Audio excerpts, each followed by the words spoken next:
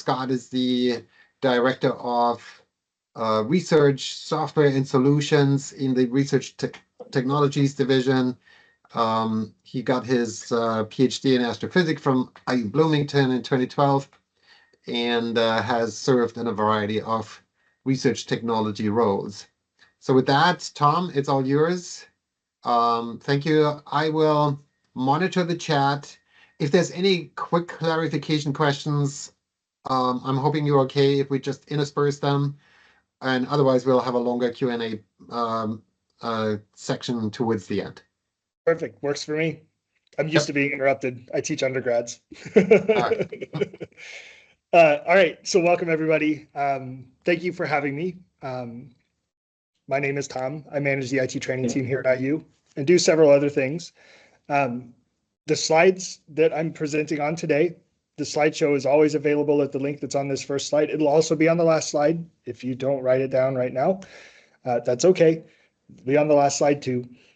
There's more content in this slide deck than what I'm presenting today. A lot of it's about prompting techniques, a lot of practice exercises and things like that from various groups around the university. So it's various domains of knowledge and how they might be using generative AI in those particular fields and areas. So by all means, feel free to explore this. This is a presentation that I update anytime I do a presentation. So it's always up to date with the most recent information that I have at IU. I understand from context that Scott Michael did some instruction last time about prompting techniques. I'm not sure why the slides are advancing on their own. So today I'm basically going to be just going through introducing you to the tools we have available to us here at IU. So let's get started. First of all, talking about AI at IU. These are the tools we have here at IU. There are quite a few, but they really come down to 4 vendor tools, one of which we're not going to be discussing today, and that's Adobe Firefly. The other vendor tools that we're going to be talking about are Microsoft Copilot, Google Gemini, OpenAI ChatGPT. I'm also going to mention the Realms service and some of the tools that we have available to us here at IU. All of these tools have knowledge base articles. They're all linked on this slide. Some of these links take you directly to the service itself. So if it's a service name, chances are it takes you to the service. If it's an IU tool, it's going to take you to a knowledge base article that explains a little bit more about that tool.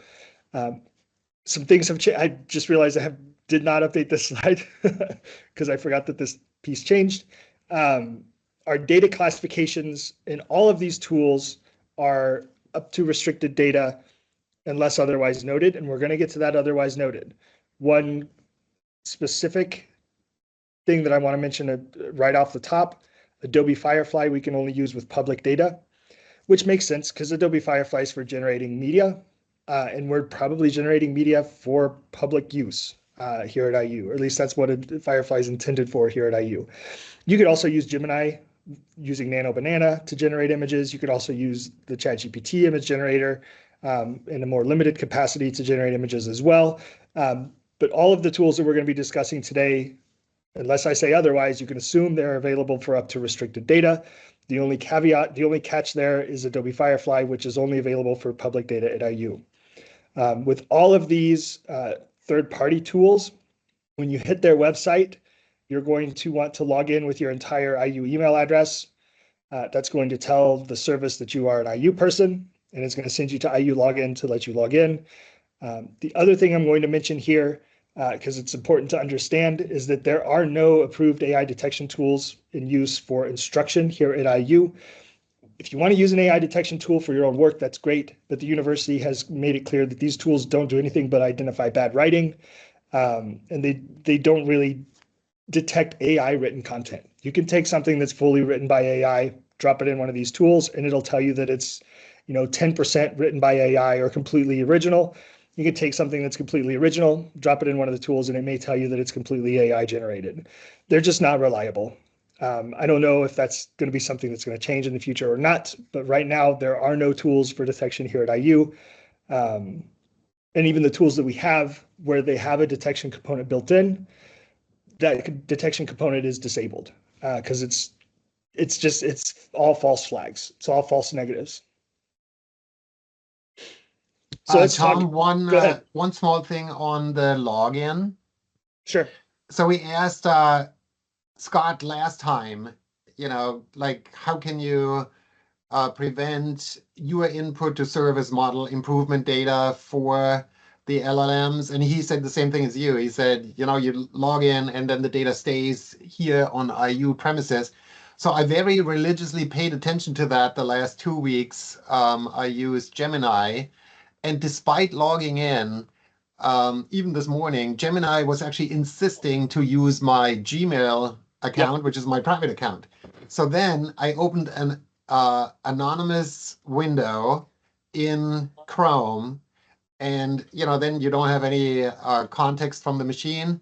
Then I logged in, and then I got the IU logo in the top right corner, which then told me that I was on the IU premises. But it's something that maybe everybody should be aware of. You actually need to double check, even if you logged in with your IU account, that you are on IU's version of Gemini. Yeah. So if you're using Gemini, this is Gemini. Just happen to be able to pull this up real quick. This is what you will see if you're logged in at IU. You will see if you have a profile picture associated with your IU account, you will see your profile picture, and then you will also see the IU logo. The other thing that will show you that you're logged in is this little shield in the prompt box. You're going to see a similar shield in Copilot, which I also have open that I can share. So this is what Copilot looks like when you're logged in. Again, you also see this shield that mentions that you're logged in and your data is protected by enterprise data protection. That really means that Microsoft, Google, ChatGPT, Adobe, none of those companies can look at our data unless we explicitly invite them into our tenant. They can't use it for their purposes. They can only hold on to it and give it back to us for our purposes when we need it. That's what that enterprise data protection agreement is all about. Okay. The other thing I want to mention before we move off the slide, all of the IU tools are built with data security in mind from the ground up. So that's ChatAIU, the Realm services, anything that's hosted by and managed by IU is built with IU's data protection priorities in mind from the ground up, which allows us to do some interesting things with the Realm service that we'll talk about a little bit later. So just a quick overview of data classifications. I don't know that that's going to be an issue for this particular audience. I just want to make sure everyone's on the same page. IU has 4. The least restrictive is public. That's basically any information you can find on a website or any information that is okay to share with the general public. From there, it gets a little bit more restrictive every step you take up, with critical data being the most restricted kind of data that we have here at IU. If you're not familiar with what falls into each of those categories, I don't have the time to get into that today, but the data management website, which is at datamanagement.iu.edu, has a very thorough explanation of what these classifications mean, and even has examples in a matrix about what classifications fit into which category. Highly recommend checking that out. The reason that's important to understand is because everything that we do with generative AI is going to be governed by those data classifications, and it's going to tell you what you can do and where. We have 3 tools that are available to us to use with critical data. That's the Realm service and the Microsoft 365 Copilot variants that we have access to here at IU, specifically chat and app. Everybody at IU has access to chat by default. Chat is what you get just by having an A5 license to Microsoft 365. You go to the Copilot website, you can use Copilot through that interface. That's our general purpose AI tool that's available to everybody that we could use critical data in. The Microsoft 365 Copilot app is an add-on to your A5 license that you pay per fiscal year, and it opens up the capability to use Microsoft 365 Copilot inside of the desktop applications, inside of Teams. It allows you to reference files in your SharePoint storage locations as if you were creating a mini RAG tool. But it is a paid add-on. Departmental accounts are how you pay for this. There is a knowledge base article linked at the bottom of this slide that will take you to the page that describes the process. The other tools we have, like I mentioned, Google Gemini, Notebook LM, and OpenAI's ChatGPT are available for use up to restricted data. The caveat with ChatGPT is you must join IU's workspace. Just logging in with your IU account doesn't do it for you. If you didn't already have a ChatGPT account with an IU email address when we started our contract with OpenAI, you've been provisioned now with that account. If you do have an account, you will have to go through a process to decide whether or not you're going to purge your old account and start fresh, or download your content and then in a format that could be re-imported into ChatGPT. Whatever you do with ChatGPT, just don't delete your account on your own, because you will then have to wait 30 days if you want to use IU's service. So that's how the data classifications shake out in our tools. Any questions about those before we move on? Yeah, Tom, can you just clarify again? So if we go into ChatGPT and we enter our, so we go there and we list our IU address, and that takes us somewhere where we'll enter our standard IU password and get in that way. Is that right? That's correct. And then you said, but like you can do that, but there's yet another step to be sure that you're. No, I understand the confusion. ChatGPT is a little confusing. Here's the way this works. When we rolled out the service, it was opt-in. We didn't provision everybody because we didn't have the seats to just give everybody an account with ChatGPT. So the way it worked is you said, yes, I want to use this. You were then invited to our workspace, which allowed you to create your account and set it up. If you already had a ChatGPT account with your iu.edu email address before we even started this whole process, that account still exists, but it's not a part of our IU workspace. We don't have a way to claim that account and put it in our workspace. The only way we can do that is if you go through a sign-up procedure, it's all in the knowledge base. You can just look for ChatGPT. If this is relevant to you, there's a process that you go through that will tell ChatGPT what you want to do with that account. Okay, what that already existing account.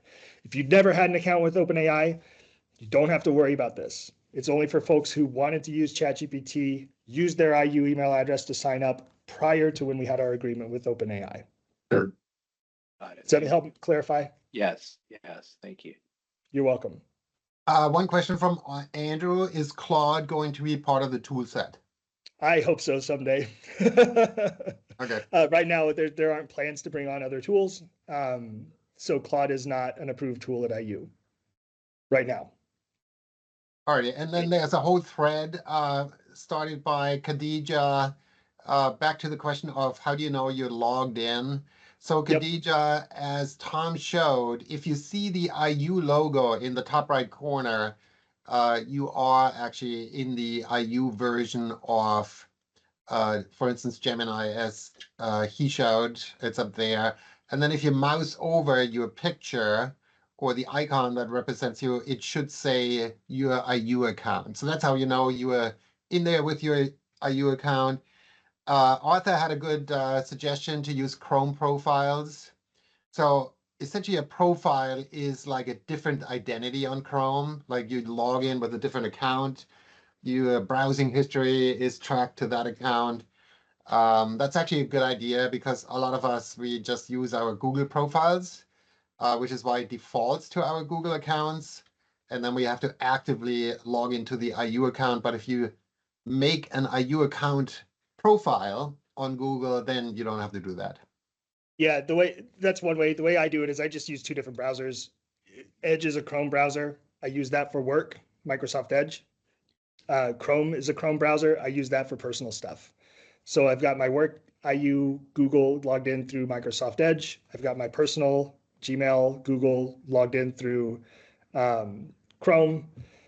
Different computers work as well. It's the key is your account, and people automatically just assume Google uses their Google account. You can have many Google accounts. One of them is provided by IU. That's the one you want to use for work stuff within Google. The other one is one that you signed up with on your own that is not part of any workspace. that's not one you should be using for IU work. For clarification with Gemini, they can be used with restricted data and below. That is correct. The question, does Gemini or ChatGPT at IU have an API right now? They do have an API. It is not available unless you, with Google, this is where it gets complicated. With Google, you need to have a cloud computing account with Google through IU to use the Gemini API. For ChatGPT, there's currently not a process for that.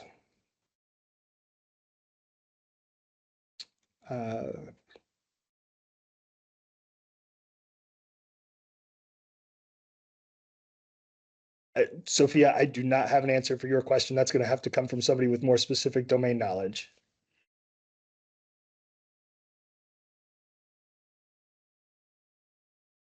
Okay, I think I'm caught up with the questions I can answer in the chat. All right, so this question always comes up. Can I use other tools? Maybe.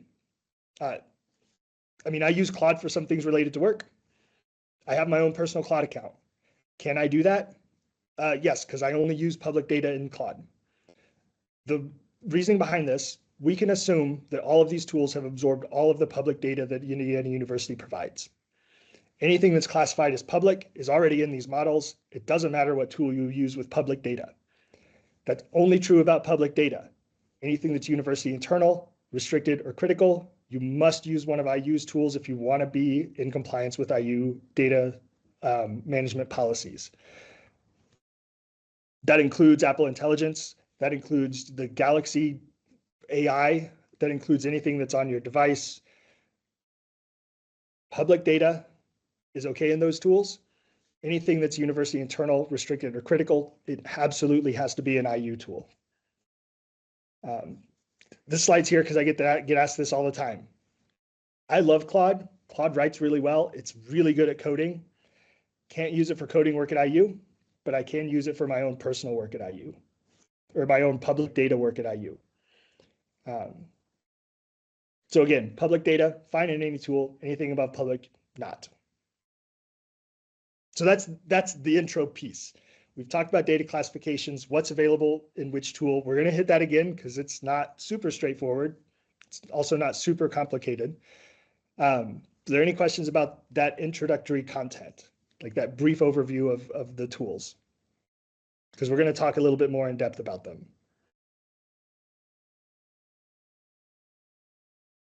One quick question just about, so if you're using stuff within IU, is it still your private information, or does the university have access to all the questions you're asking? That's a really good question. I defer people to the acceptable use agreement that nobody reads, but that lays out when IU can access data that you're using in IU tools. The bottom line is, if there's a FOIA request, if there's any sort of compliance audit, if there's any sort of IU policy that's being investigated in some way, there's a pretty good chance that IU is going to look at your content. That includes the content you've got in SharePoint, OneDrive, Google, anything associated with your IU account. IU can do that, just like any employer can do that. The difference is that IU generally doesn't do that because there's one, it's a people power thing. We don't have the number of people that are required to monitor almost 100,000 people who are using these tools daily. Two, if somebody comes with a complaint, IU is probably just going to say, yep, here's the data. Good luck with your investigation. We'll help you in any way we can. Thank you. Does that answer your question? Yes, it does. Thank you. You're welcome. Okay, so let's talk about the individual tools. We're going to be talking about three different kinds of tools today. We usually just talk about two. Today I'm going to be talking about the particular chatbots that we have access to, and then I'm going to be talking about the RAG tools we have access to, and then finally we're going to talk about developer tools that we have access to here at IU. So we're going to start with the chatbots. So here are our chatbots. A chatbot is basically just a tool that you chat with. That's really what it comes down to. These are the chatbots that we have access to at IU. That's Copilot, ChatGPT, and Gemini. Chatbots are what people just call AI these days. They think AI is a brand new thing. And in fact, AI has been around for decades. Just this kind of generative AI is the new thing. These chatbots can respond with near human-like fidelity. They can pass Turing tests. They can reason. They can help you brainstorm. They can help you with basic research. But these are kind of general purpose tools.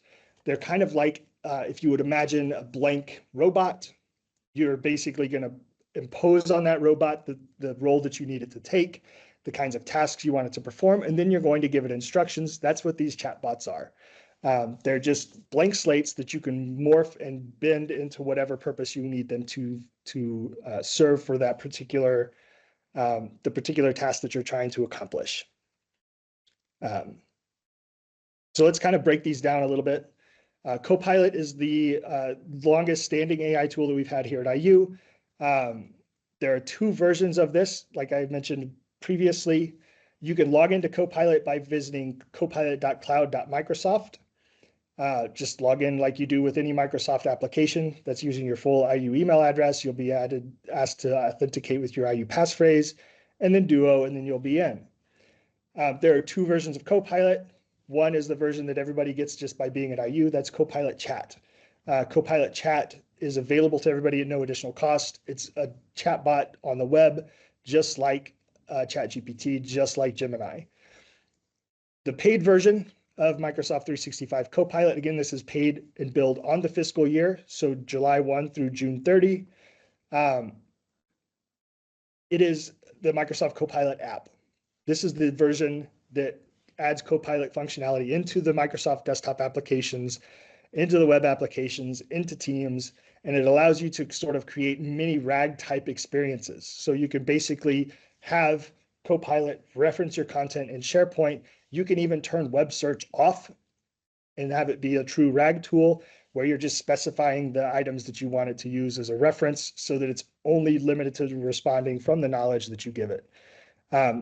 It can also do the same things that the chat version can do. So it is a fully capable chatbot. It's just it is integrated into applications, and it does have that capability of being able to reference content in SharePoint. If you've got the upgraded app license, whatever you can see and do in Microsoft 365, Copilot can see and do as well. So it can see your calendar, it can see the org chart, it can see your email, your messages, your conversation threads, the files you've got permission to see, everything. It cannot see things that you do not have access to, okay? So if somebody has a file in their storage, you can't see it unless they give you access to it. So that's one of the things that's nice about Copilot, that sort of file permission security that is determined through SharePoint is carried through everything that happens in Copilot. Tom, can you briefly explain what RAG is? Because I'm sure not everybody is familiar with the term. Yeah, sorry. I assume from the description of the last session that the RAG tools were discussed. RAG stands for Retrieval Augmented Generation. We're going to talk about the RAG tools next. So if that sort of concept is a little bit fuzzy for you, we'll clarify it. The short definition of RAG is essentially you give a tool knowledge, so you give it resources, you give it videos, you give it files, you give it whatever it needs to do its work, and it responds from that knowledge, not from the knowledge stored in the model and not from the knowledge on the internet. So it's a way to ground responses in things that you know are true, and it can be referenced and it could be there are some really powerful ways that you could use some of the RAG tools that we have available to us now that we're going to talk about when we get into that portion of the presentation. So it's basically a way to say, here's the knowledge I want you to respond from. Now answer this question. So Copilot, these are the sort of, we've already kind of talked about this. It's mostly because I don't normally have a lot of these slides turned on when I give this presentation. Copilot Chat's that general purpose chatbot. Copilot app allows also the SharePoint context to be brought in as well. That's the main difference between these two. The way I keep it straight in my head is if I want the Copilot features in my applications, I need the Copilot app subscription. Otherwise, Copilot Chat is the general chatbot that we're going to have on the web. There are some built-in tools in Copilot. There are a ton of coaching agents, a lot of pieces that have been built into Copilot that anybody can use. There are two agents that are relevant to app license holders only, and that's the researcher agent and the analyst agent. Researcher allows you to take advantage of OpenAI's deep research models, and allows you to actually do longer, deeper dives into content. And analyst is kind of a virtual data scientist. That's again built on top of an OpenAI model.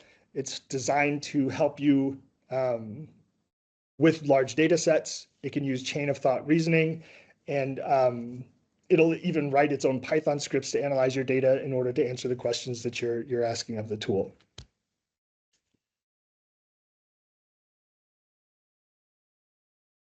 All right, questions about Copilot?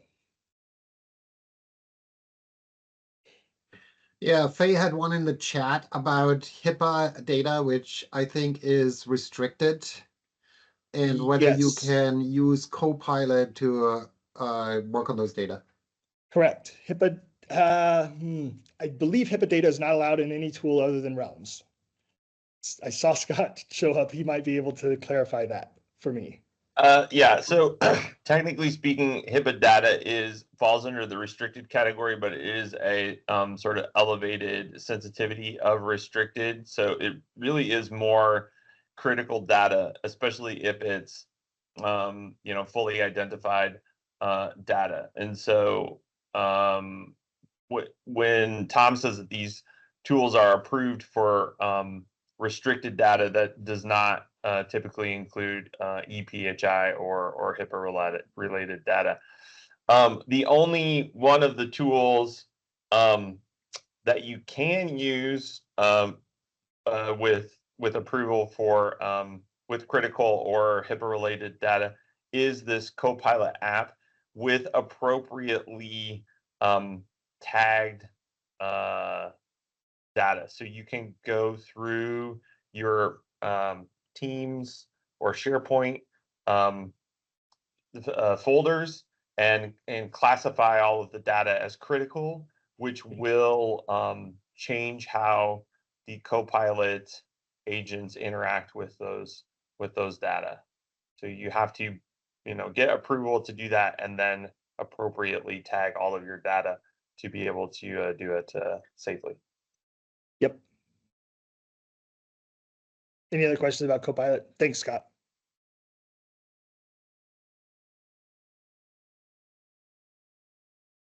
All right, let's talk about chatbot number 2, and this is Gemini.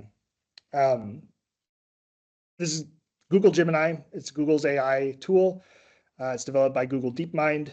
If you've ever heard of that lab, I think they're still based in London. It's one of the few Google departments that's not based in the US. Gemini is basically a chatbot, just like Microsoft Copilot Chat, like ChatGPT. The models are different, so you're going to get different responses. As to which one responds better, yes, they all respond better than the others at something. So there's not really a better tool or a worse tool out of this bunch. It's all dependent on the work you're using, the kinds of output you're trying to get, and the ways the tool is going to respond for you. It's got 3 different models that we have access to here at IU. The fast model, the thinking model, and the pro model. These are all Gemini 3 family of models. The pro is now 3.1. The fast and thinking are still 3.0. All that means is when you go to Gemini, you actually have the ability to decide if you want just a quick answer, if you want the model to ruminate on the answer a little bit more, or if you want the model to use some of the tools built into the pro model to answer your question. Why might some of those be important? Well, if you've got a particularly tricky problem, the thinking model is going to help you get through it because it's going to do a little bit more reasoning before it responds. If you're working on something that's really complex, like coding applications, dealing with very large data sets, if you want a super photorealistic image, you're going to want to use that pro model because it's just going to throw more compute power and more particular I don't really know what's happening behind the scenes, but it's definitely getting more compute power, and it's definitely running through more cycles before it responds for you. And it tends to handle those super complex tasks a lot better than thinking and fast.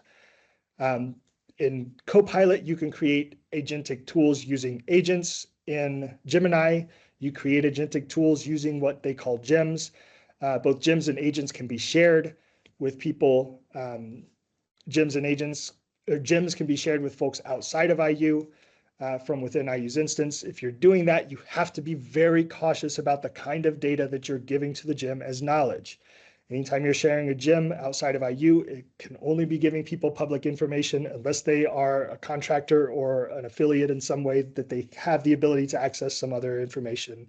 But you do have to be really careful about that with the sharing of Google Gemini gems. The other thing that's nice about Gemini is it has the largest context window of all of our tools. In an AI tool, the term context refers to its short-term memory. So Gemini can remember more things than Copilot before it starts forgetting stuff for long conversations. Some of the things that these models are good at, you can see that I kind of outline them here for you. There are limits to the thinking and pro model for use every day. So you can't just go and do pro queries for everything that you do here at IU. You will only be getting roughly 100 prompts per day. That is not a solid number. This is all based on tokens and the amount of information that you're getting from the tool and the amount of information you're giving to the tool. So the bigger prompts you use, the more info and the more data you give Gemini Pro, the fewer prompts you're actually going to get out of it. The same is true about thinking, but you can kind of use that as a meter to determine how much more access you have to thinking versus Pro. And then Flash has an unlimited daily usage amount for folks here at IU. Again, Pro gives you a lot more reasoning and logic. Thinking allows you to solve more complex problems than fast. So that's kind of how the tiered system works. When I also use Gemini in my own personal work, I find myself switching between these models in a single chat. So I'll start a chat with fast, and then I'll start seeing, it's not quite answering what I want. So then I'll bump it up to another model and keep the conversation going. That's another feature of Gemini that's really nice. When you change your model, you don't have to change your conversation. You're just changing it from that point of the conversation until you change it again. Also, in my opinion, Gemini has some of the best image generation right now. But there's we can argue about that all day. Like some people like ChatGPT's image generation. Some people prefer Fireflies. For me, it's Gemini. This is kind of what I'm saying about the tool speaks to the use. A gem is not RAG, it's an agent. So an agentic tool has its own instructions built in. It has a task it's going to accomplish. A lot of the ways people use gems here at IU is to get formatted output or have it refer to particular pieces of knowledge when it's responding, but it is not truly agentic. We'll talk about Google's, it's not truly RAG. We're going to talk about Google's RAG tool in a little bit. Can we access Google Studio through IU? That's a good question. I do not know the answer to. I'm assuming you mean Google's AI Studio. I would imagine that you would need access to the Google Cloud Platform for that, which is a paid service at IU. Yeah, we do not have access. Okay, thank you. Questions? Any other questions about Gemini? I keep clicking over. I keep thinking I have a third Gemini slide. I don't.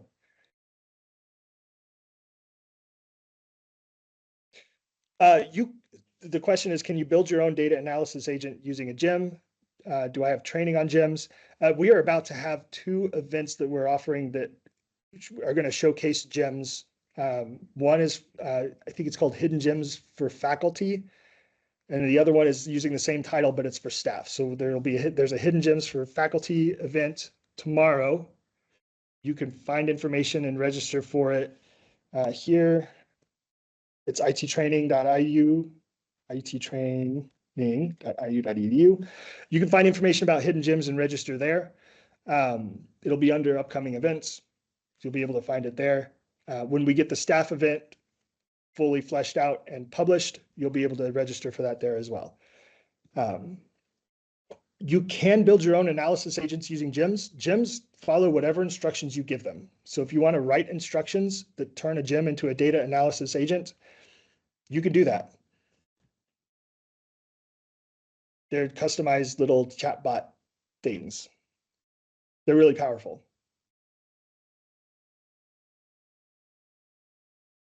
All right, ChatGPT at IU. This Tom, is the newest. Go ahead. if I could just jump in here, because I think Absolutely. Roger was asking sort of about, Google Studio versus gems, and the only sort of caveat that I would give, I mean, Tom's exactly right that you can create a gem to do, any number of different things on your behalf as an agent. A sort of a platform like Google Studio that's designed to be a coding partner, will produce a code artifact that, depending on how important it is for you to have reproducibility in your research, may be much more useful for you to have, a data analysis pipeline that's replicable. The gem is running against an LLM in the background, and so will not necessarily be as repeatable as code that you've generated. Yep, that's important information, Scott. Thank you. Yeah, any of these agentic tools, they're all running on an LLM in the background. One of the things that's super powerful about Copilot is you can have an agent orchestrate other agents. So you can kind of go into agent inception with Copilot. That is, as far as I know, there aren't people doing that right now at IU. There may be, and I just haven't heard of them. But by and large, people aren't doing that. So it's just another way to make a customized tool that responds in a way that you want it to respond. But like Scott said, it's not necessarily going to be predictable. It's not necessarily going to be the same thing every time. It may be the same format, but it may not respond in the same way. That's one of the caveats with these sort of agentic tools is they are still responding off the LLM. They don't have a bunch of instructions like hard-coded and baked into them to keep them from doing things that way. So here's ChatGPT. ChatGPT is the newcomer here at IU. It is just ChatGPT. You can access it by using your IU credentials. This is what we were talking about at the beginning. If you already had a ChatGPT account with your IU email address before we had ChatGPT edu at IU, you will have to go through a process to convert your account to an IU account and join our workspace, because it's not going to be part of our workspace by default.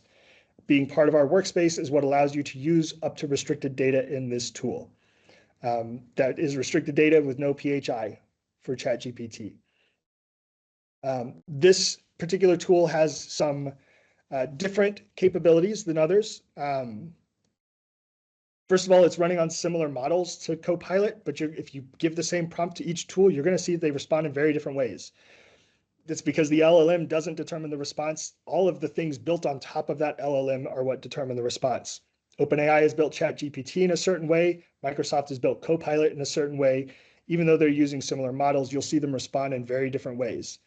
It is a general purpose chatbot. It has a public web context. You can create agentic tools inside of ChatGPT. ChatGPT calls those the analog to a gem, a custom GPT. ChatGPT also gives us the ability to organize our content into projects. The thing that's different about a project versus a custom GPT is that a project is something that you can have multiple conversations with, have a set of files that you reference in those conversations. It can have its own set of instructions, and it's more of an organizational tool, whereas a custom GPT is a standalone contained tool. So you're not going to be changing the knowledge sources for a custom GPT as often as you can change files that you upload to a ChatGPT project. So they have different use cases. And if you're not super familiar with those tools right now, hearing me explain them, it sounds like, well, those sound like the same thing. And yeah, they really are very similar. It is in how you use the tool day to day. That's the biggest difference. The important thing to keep in mind here is that with our license with ChatGPT, we do not have access to the more advanced features like live voice, advanced reasoning models, deep research, and automated task features. If you want that kind of capability, Microsoft Copilot is the tool that has that for us here at IU. Google Gemini also has deep research available to us here at IU, just not through ChatGPT EDU. Questions about ChatGPT or any of the other chatbot tools we talked about so far? I do have one question, Tom, and Sure. that is the following. You know, these agents are usually pretty useful, but they are so all over the place that they can get annoying. Like one example is, when you fire up Gmail, it offers to summarize every single email, even if it contains like one line. And I'm like, I don't need you for that. So I've been wondering if and when we will have a little bit more granular control about where these agents show up and what they help us with. I guess it's part of the evolution because we're still kind of in the early days of this. But any insights on that? I don't have any. That's largely up to these vendors, and Microsoft, Google, OpenAI. They all have different ways that they want to handle that. So yeah, I don't really have an answer to that. I would love that granular control. I'm with you. I don't have an answer though.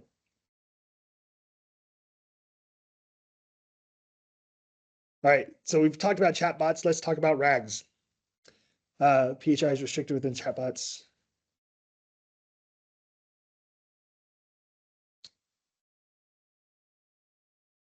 Okay, so the question about PHI, are you talking about IU-owned IP or faculty-owned IP?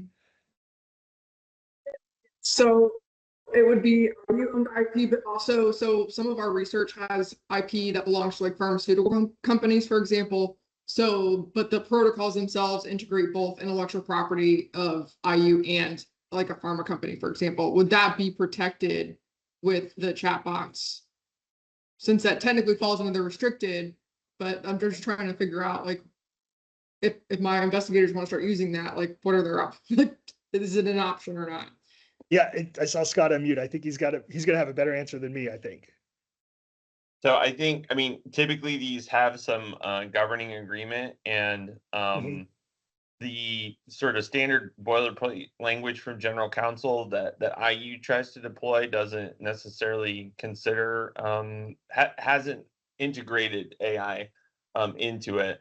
But a lot of times the partner that we're partnering with will include language to either exclude or allow in some form or fashion these tools. So I think it's really going to be case by case dependent, and get back to the sort of agreement between IU and the organization that you're partnering with.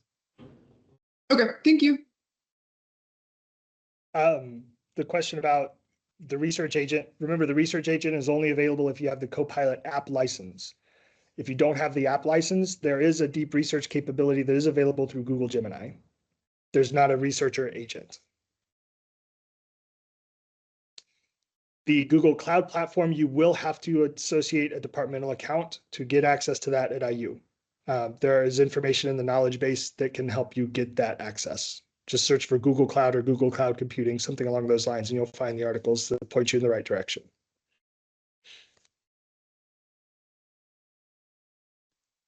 All right, retrieval augmented generation. We have two tools that do this at IU. One is available to everybody. The other is available if you have the upgraded Copilot license. I bet you can't guess which is which. We'll go ahead and talk about them both. They're very similar tools. Notebook LM is Google's version of a do-it-yourself, build-your-own RAG tool. It runs off the Gemini 3 models in the back end. You basically add your resources to your notebook, and then you can have a conversation with that notebook. The nice thing about RAGs is they don't reach out to the web. They don't respond from the model. They use the model to understand the language you're giving them. They also use the model to write understandable language back to you, but they don't pull information out of that model. They only pull information from the sources that you've added to the notebook. They can have their own instructions. Notebook LM notebooks can generate infographics and podcast summaries of the content. They can generate study guides, flashcards, all kinds of different pieces. Copilot notebooks can tie together Office documents, and they can tie together conversations. Since most people don't have access to Copilot notebooks, we generally don't talk about them a lot. One of the main differences between them is that Copilot notebooks can integrate directly into OneNote, so you can work on your notebooks through OneNote if you would like. Notebook LM is by far the most common RAG tool here at IU. It's available through Google, uses the same things through Gemini. Log in with your IU credentials. It's got the same restricted data limit that Google Gemini has. This is a summary of Google Notebook LM. It basically is an AI-powered research tool. I also teach this to my students as a way that they could use it to study for things in their classes. They could take their notes, add it to a notebook, have a conversation with it, have it build slideshows, have it quiz them, and it's only going to pull information from their notes. That does mean you have to be an accurate note taker, and your documents have to be accurate, but it'll just pull right from that. One of the most powerful parts of Google Notebook LM is this last bit. This is a new feature. You can use a notebook as a knowledge source for a gem. So you can build a gem that points to a notebook as its knowledge source, thereby creating a more RAG style agent than you would create otherwise using a gem. The idea is to organize your content in Notebook LM, then refer to that notebook as a knowledge source in a gem. You can also add other knowledge to that gem as well. But you can use the notebook as a gem knowledge source. Copilot notebooks are really similar. The main difference is that it's a Microsoft tool, not a Copilot tool. That's it. There are some more restrictions too, like Copilot, you can't have as many sources. You can't have it doesn't have as big of a context window, but they are available if you've got that upgraded license. But again, that's only if you've got the upgraded license. Just like researcher and analyst, they're only available with the upgraded license too. Any question about the two RAG tools that we have? Yeah, I have one, Sure. Tom. So one of the challenges for faculty is to do good instructional design. And obviously, we're content producers. We can make slideshows that make people fall asleep for thousands of years. Yeah. But the real question is, how do you use instructional design to get your content across so it's memorable, it fits with the learner style, it fits with the learner, stage. And so I'm thinking notebook LLMs could have a good role there. How creative is, let's say, Google Notebook LLM to help you with actually coming up with value-added exercises, for instance, for your lecture? That's a good question. I can't really, I'm not a pedagogy expert. I teach one class in SPIA, but I could tell you how that could work with Notebook LM. The caveat with Notebook LM is that it only functions off the knowledge you give it. So you can't rely on it to understand things that are not in its knowledge sources. So if you're trying to follow a certain design, like course design philosophy, you have to include resources about that course design philosophy into your notebook as well as your content. Otherwise, Notebook LM is not going to know what you're talking about. I've got some things on the tip of my tongue, but I can't remember their names right now. But that's how it could work. So if you're trying to work with it to help you develop something based on the content you already have, you also need to give it the content and instructions that it's going to need to do that sort of assistance work. If you're using a chatbot, you don't have to give it that additional knowledge right off the bat. You can even build something like a gem that refers to your course content. And then you can ask it things like, I want to have this level of understanding. I want them to be able to do I want to do this kind of teaching for this particular session, and without having information and resources about that. So like a flipped classroom, for example. If you want to use Notebook LM, you're going to have information about what a flipped classroom is, how to build a flipped classroom, and all those kinds of pieces of literature embedded in the notebook itself. Whereas with a chatbot, you don't have to have that embedded in the chatbot. You could just ask it. So it's got a web context and it can go out and find it. So Notebook LM, the way that I've used it in my class is if I've got a particularly complicated project like my final, I'll create a notebook that's got all the sources in that notebook, and then I'll share that notebook with my students.